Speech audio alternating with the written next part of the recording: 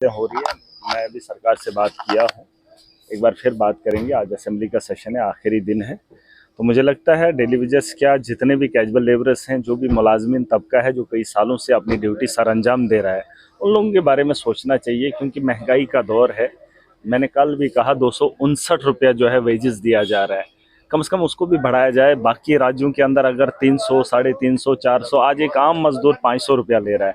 तो अगर ये इतना काम करने के बावजूद अभी हाहाकार मची है, आपने देखा होगा पानी का बहरान है। अगर कल को बिजली वाला तबका जो है, या हेल्थ वाला तबका कहीं स्ट्राइक पे आ जाए, या एजुकेशन वाला तबका स्ट्राइक पे आ जाए, तो कहीं ना कहीं ठप हो जाएगी सरकार।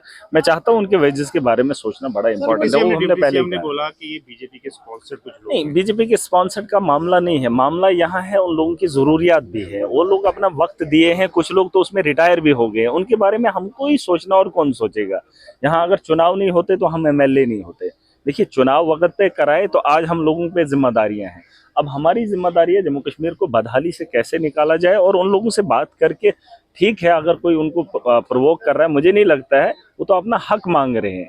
तो अगर सरकार को इतना होना चाहिए सक्षम कि वो उनसे बात करके उनको मोटिवेट करके अपने इलाकों में भेज दे, ताकि वो अपनी ड्यूटी अंजाम दें, बेहतर होगा। मेरा सर उनका ये भी कहना है कि विधायक जो है वो अपनी सैलरी की तरफ जो है ज्यादा तवज्जो दे रहे हैं, जबकि देखिए, ये भी सही है, विधायकों की भी सैलरी की जरूरत है, उनको भी जरूरी है। वो भी लोगों के लिए ही है, और वो जो काम कर रहे हैं वो भी अपना एक परिवार देख रहे हैं, और कई सालों से वो अपना वक्त दे रहे हैं। देखिए, अगर यूटी जम्मू कश्मीर की बात करें, या बाकी यूटीज की बात करें, या बाकी राज्यों की बात करें, वहां पर भी जो कैजुअल लेबरर्स हैं इनसे डबल तनख्वाह ले रहे हैं।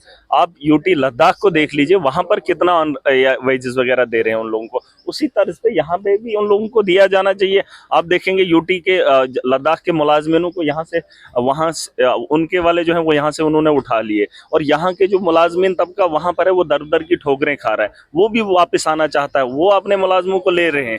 वहाँ के मुलाजमों को भी हमारी जिम्मेदारी है कि उनको हम वापस लाएं अपने यहाँ पर जो है, तो ये उनको काम करने का मौका। क्यों हो रहा है? देखिए, भेदभाव है, सरकार को समझना चाहिए। अब सरकार पे जिम्मेदारियां, अगर आज से 4 महीने पहले अगर सरकार भाजपा के इस नेतृत्व में यहाँ चली, एलजी के शासन में चली, अगर उन लोगों की कमियां रही हैं, अब जिम्मेदारी सरकार की है। इसीलिए तो मैंडेट है, मैं अगर चुन के आया हूँ, मैंने भी तो आवाम की बात रखनी है, जम्मू कश्मीर की बेहतरी की बात करनी है। और सरकार बनी है जम्मू कश्मीर की आवाम की बेहतरी के लिए, और ये इकतदाम उठाने ही पड़ेंगे, इसमें कोई दो राय नहीं है। सरकार इससे छुप नहीं सकती है, पीछे नहीं हट। देखिए, डेली वेजर्स का एक बड़ा ह्यूमनिटेरियन इशू है, बड़ा जेन्युइन इशू है उनका। कई सालों से वो लोग बड़ी एक मीगर सैलरी पे काम कर रहे हैं, और जब बीजेपी पीडीपी का अलायंस की सरकार थी, एक कोशिश की गई थी इस वक्त, एक कैटेगराइजेशन की गई थी, skilled, unskilled, semi skilled, others करके एक मैसिव एक्सरसाइज करके इनकी सैलरीज एनहांस की गई। लेकिन अनफॉर्चुनेटली सरकार चलेगी, उसके बीच में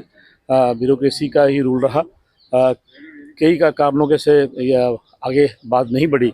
लेकिन अब क्योंकि चुनी हुई सरकार है, चुने हुए नुमाइंदे हैं, सरकार फैसला कर सकती है, एक डिसीजन ले सकती है, और गरीब लोग जो लगभग 20-22 साल से नौकरी कर रहे हैं, उनके परिवार चलाना मुश्किल होता है। आज की तो on the verge of retirement भी है। तो हमें लगता है कि बड़ा इंसानियत को मद्देनजर रखते हुए ये फैसला करना चाहिए। हमारे leader of opposition Sunil Sharma ji ने ये रखा है, और हम भी अपनी तरफ से हमने ये एश्योर किया कि हमारी तरफ से भी पूरी जो है जैसी भी हेल्प पॉसिबल होगी हम आपका साथ देंगे। एक कंस्ट्रक्टिव अपोजिशन है हमारी, हम कोई just not for the sake of opposition हम अपोजिशन करेंगे। जहाँ जहाँ सरकार अच्छे काम करेगी हम उनका साथ देंगे, और इस मुद्दे को भी अगर सरकार आगे बढ़ाती है तो भाजपा का साथ रहेगा, भारतीय जनता पार्टी का साथ देगा। कल महराज मलिक ने कहा है कि भाजपा के जितने विधायक हैं, अगर वो सड़कों पर उतरते हैं, इनके साथ उतरते हैं, तो कहीं ना कहीं जो है इनके साथ इंसाफ होगा। देखिए, उनका प्लेटफॉर्म है कि वो हमारे डेली वेजेस स्ट्राइक करें, प्रोटेस्ट करें। हमारा प्लेटफॉर्म है असेंबली, और सीएम साहब से बात करना, गवर्नमेंट से बात करना। अपने अपने फोरम पे बात करें, अपने अपने प्लेटफॉर्म पे बात करें। वो अपना मुद्दा सड़कों पर आके रखते हैं, हम अपना मुद्दा असेंबली में रखते हैं। दोनों तरफ से उनको मदद होगी, और जब दोनों मिलकर काम करेंगे तो मुझे लगता है इसका हल निकल जाएगा। सर, 370 के निरस्त होने के बाद जम्मू कश्मीर यूटी बन गया, और लद्दाख जो है वो यूटी बन गया, लेकिन वहाँ पर जो है मिनिमम वेजेस को रिवाइज किया गया, रिवीजन की गई, लेकिन जम्मू कश्मीर में जो है अभी तक नहीं किया गया मिनिमम वेजेस। इन सभी बातों का जिक्र हुआ। हमने बार बार ये कहा है कि जब चुनी हुई सरकार है, चुने हुए नुमाइंदे हैं, तो जो जो फैसिलिटीज़ हमारी दूसरी यूटी में हमारे जो भी, चाहे डेली वेजर्स हैं, चाहे कंट्रैक्चुअल्स हैं, चाहे अदर्स कैटेगरी के लोग हैं, तो उनको मिल रही है।